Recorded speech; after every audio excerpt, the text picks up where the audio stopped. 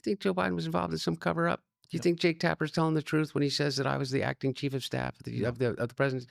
I was in that White House 12 days over the course of the last 2 years of the administration. Hunter Biden unleashing on Democrats, blaming party disloyalty to his father for Vice President Harris's 2024 loss to President Trump. The former first son saying in an upcoming podcast interview that Democrats abandoned a, quote, incredibly successful administration when unity was needed most.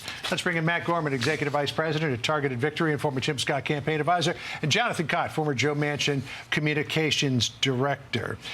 So Hunter blaming disloyalty to his father for Joe not going on to win a second term. He said, "We lost the last election because we did not remain loyal to the leader of the party. That's my position. We had the advantage of incumbency. We had the advantage of an incredibly successful administration, and the Democratic Party literally melted down." A lot of revisionist history going on there because every poll showed that Joe Biden was going to lose by a substantial margin to Donald Trump. I feel like not everybody should have a podcast. I know that's the new thing that Democrats are looking to, but not everybody needs to go on a podcast and, unleash their inner monologue for 2 hours. Some thoughts are better kept to themselves. Yeah, sometimes you just keep that to yourself. Look, he is right that, Joe Biden had a successful presidency legislatively. There was a lot of things done. We should have talked about them differently. I'm not sure we should take political advice 6 months later from Hunter Biden. Maybe he should go back to painting. So he said in the clip just before we came on that me as the chief of staff, no, I was only at the White House for 12 days. But this is what Hugh Hewitt thought about that. Listen here. I don't think he was chief of staff. I think he was a constant presence. I think every book that has been done, they document again and again and again. Hunter Biden was his father's second closest advisor after the first lady, and he is a convicted felon.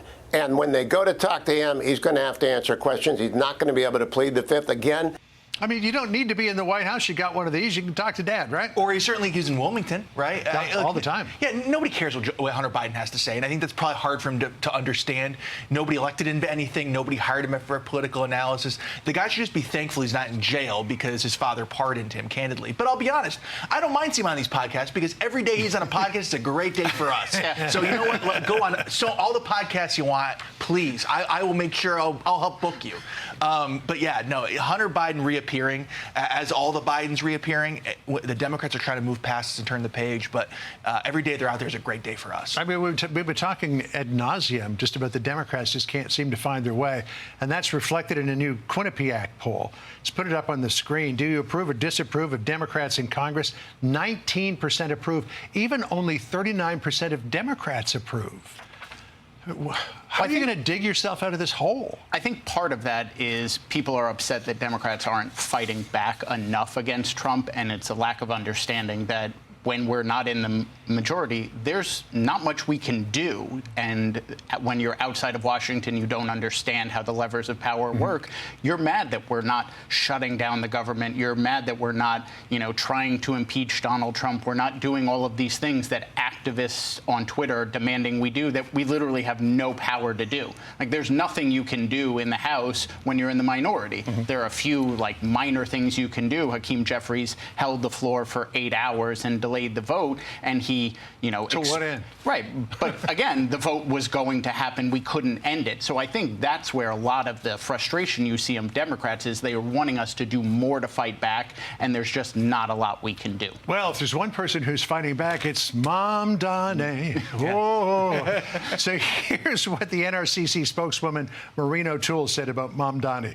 Dangerous socialist Zoran Mamdani is the new face of Tom Suozzi, Laura Gillen, Josh Riley, and Nellie Poo's Democratic Party, and it's no coincidence if Democrats head their way, Mamdani's pro-criminal, open borders, anti-law enforcement, anti-Semitic agenda would be the law of the land. They're turning this guy into a national figure. Oh, absolutely. The NRCC's done a great job, and they're going to tie him to all these New York area Democrats. That's a big battleground in 2026, without no doubt about it. But look, Mamdani didn't just come out of nowhere, right? You saw this in Chicago, in L.A., in San Francisco. You have these left-wing mayors, and they're symptomatic of a party that John talks about, right? They're fighting among themselves, among the base, which, used to be a little bit more moderate, and the far left, which wants to do all these radical things. And that battle's going to play out not only next year, but as you go into 2028 as well. He was in Washington, D.C., as you know, earlier. A lot of people saying very kind things about him, but Josh Gottheimer seems to have this guy's number. Listen to what he said.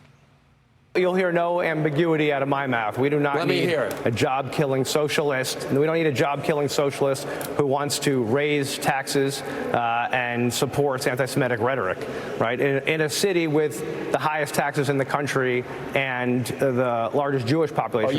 It's like, boom. Hey, look, the funny thing is Josh Gottheimer actually represents the majority of Democrats. He is the base.